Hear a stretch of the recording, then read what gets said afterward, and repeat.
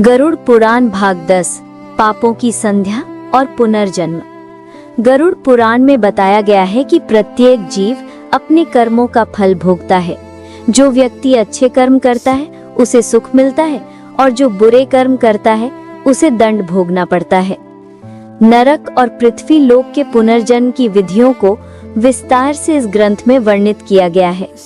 पाप कर्म करने वाले प्राणी चाहे पुरुष हो या स्त्री, सभी को उनके कर्मों के अनुसार जन्म लेना पड़ता है और उन्हें कई प्रकार की पीड़ाओं और यातनाओं का सामना करना पड़ता है।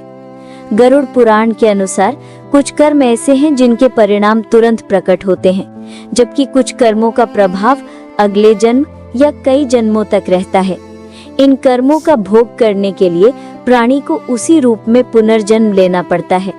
पुनर्जन्म का स्वरूप उसके किए गए पापों और पुण्य के अनुसार निर्धारित होता है। पाप और उनके परिणाम। 1. गौ हत्या। जो व्यक्ति गौ हत्या करता है उसका पुनर्जन्म कुबड़ा के रूप में होता है।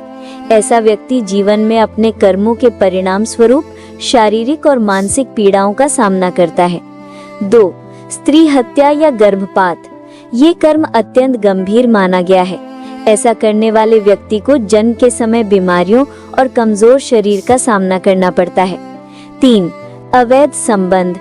अवैध संबंध बनाने वाले व्यक्ति का पुनर्जन्म हिजड़ा के रूप में होता है। इसे ध्यान में रखते हुए गरुड़ पुराण अविवाहित या गलत संबंध बनाने वाले लोगों को चेतावनी देता है। 4.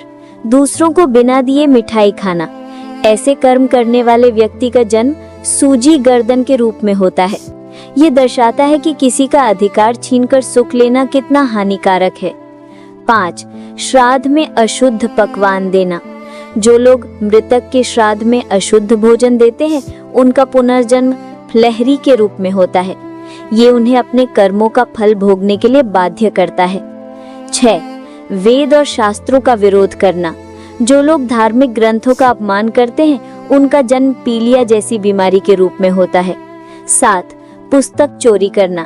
ज्ञान की चोरी करने वाले व्यक्ति का पुनर्जन्म अंधा के रूप में होता है, जिससे वो कर्मों के फल भोगता है और दूसरों को मार्गदर्शन देने में असमर्थ होता है। 8.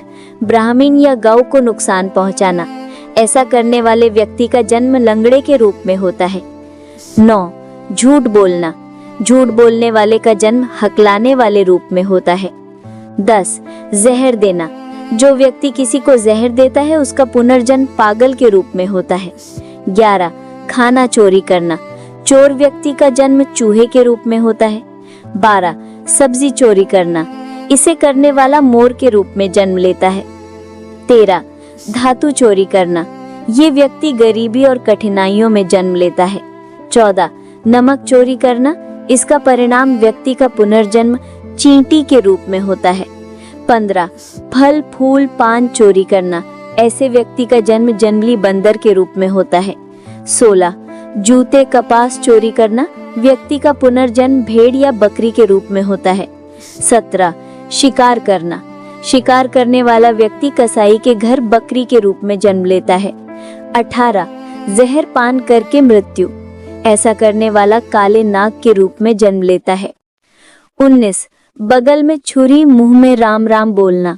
ये व्यक्ति सारस के रूप में जन्म लेता है। 20.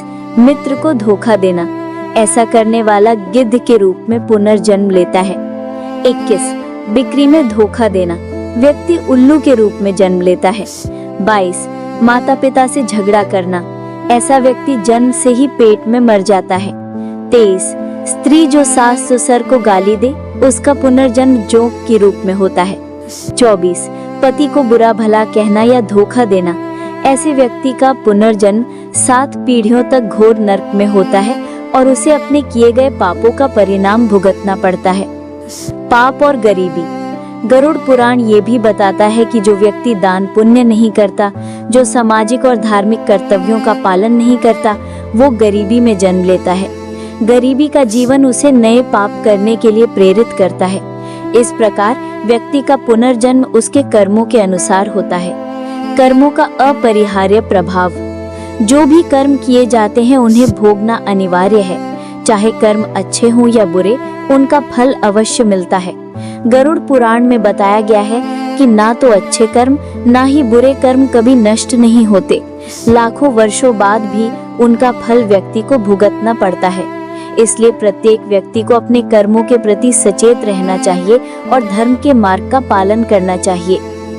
पाप और पुनर्जन्म का सार। इस भाग में पापों के परिणाम और पुनर्जन्म की प्रक्रिया को विस्तार से बताया गया है। प्रत्येक पाप कर्म व्यक्ति को किसी न किसी रूप में वापस जन्म लेने के लिए बाध्य करता है।